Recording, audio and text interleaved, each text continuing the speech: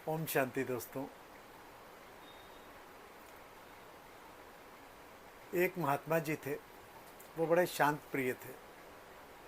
कोई भी उनकी स्तुति करे, निंदा करे, कोई क्रोध से कुछ कह दे, कोई परिस्थिति कैसी भी आए, वो बड़े शांत चित्त रहते थे, स्थिर रहते थे। एक व्यक्ति उनके पास आता जाता था और सदा उनको देखता था कि ये तो बड़े स्थिर बुद्धि के हैं, अचल अडोल स्थिति के हैं। आखिर ऐसा क्या कारण है कि ये इनकी स्थिति ऐसे रहती है? मैं तो ज़रा ज़रा सी बात में चिंतित हो जाता हूँ। तो एक दिन उस व्यक्ति ने उनसे पूछा, महात्मा जी मुझे बताइए कि आप ऐसा कैसे रह लेते हैं, इतने शांत चित्त, इतने अचल अडोल स्थिति वाले। कोई आपसे क्रोध भी कर दे तो आप उसका जवाब नहीं देते, हंस के टाल देते हैं और सदा शांत रहते हैं। महात्मा जी ने कोई जवाब नहीं दिया। उस दिन वो व्यक्ति चला गया। अगले दिन फिर आया, फिर उनसे वही प्रश्न पूछा। फिर महात्मा जी ने कोई जवाब नहीं दिया। इसी तरह वो एक हफ्ते तक लगातार उनके पास आता रहा, उनसे ये प्रश्न पूछता रहा, लेकिन उन्होंने कोई जवाब नहीं दिया।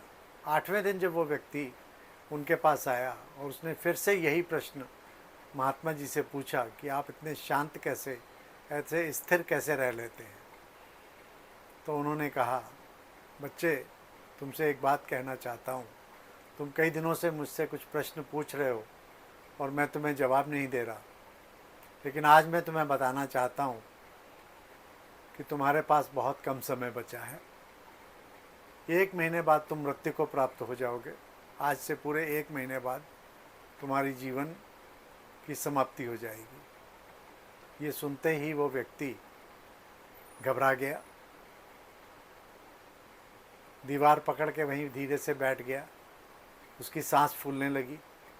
महात्मा जी ने ये क्या कह दिया, मैं तो अच्छा भला हूँ लेकिन उसने महात्मा जी से अब कुछ फिर पूछा कि आखिर आपने ऐसा कैसे कह दिया। महात्मा जी ने कोई जवाब नहीं दिया।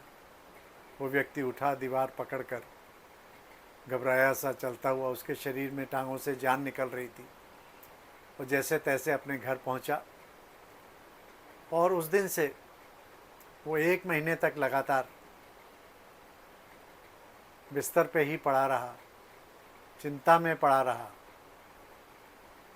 और ना उसे खाने पीने की कोई सुध थी, ना किसी से बोलने का मन करता था।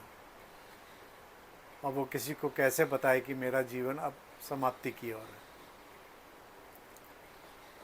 पूरे 1 महीने बाद जब वो दिन आया जो महात्मा जी ने अंतिम दिन बताया था, उस दिन महात्मा जी अचानक उसके घर पहुंच गए।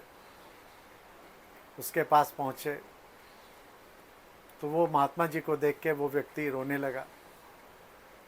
महात्मा जी, आपके अनुसार मेरा आज अंतिम दिन है, अब आप मुझसे क्या चाहते हैं?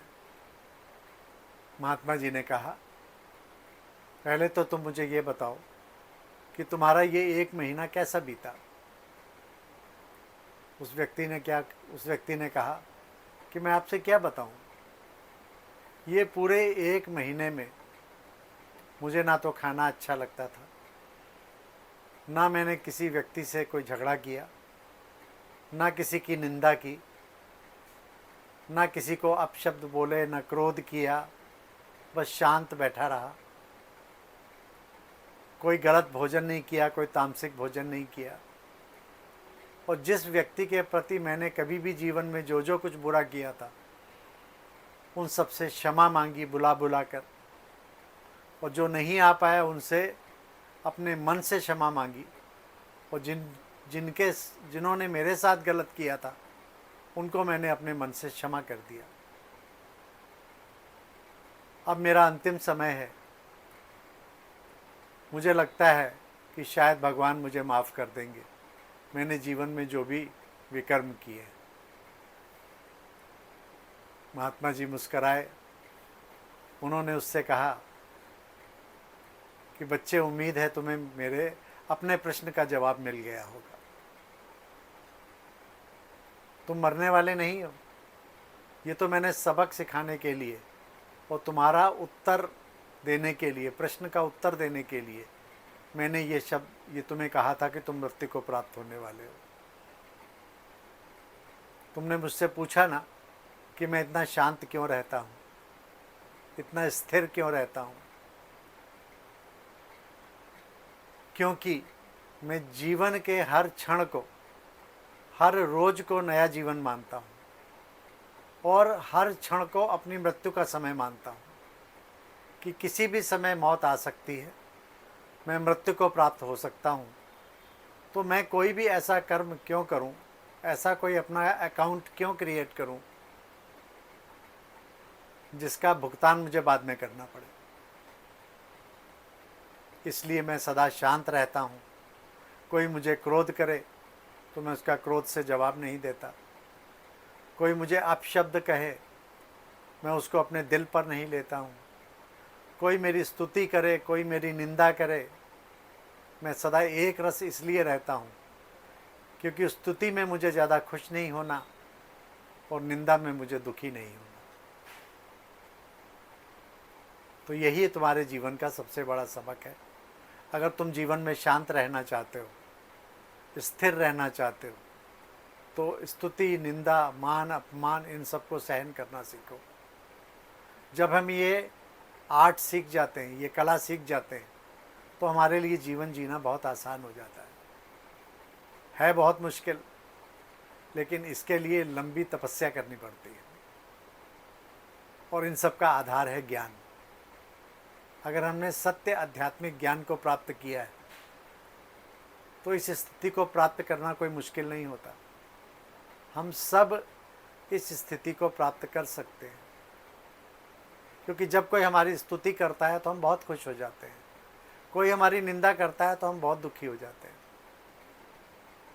तो दोनों ही स्थितियों में अगर हमारी स्थिति ऊपर या नीचे होती है तो इसका अर्थ है कि हमने अपनी खुशी की, अपने दुख की चाबी दूसरे को दे दी है। तो अपनी खुशी की, अपने दुख की चाबी हमें अपने पास रखनी है।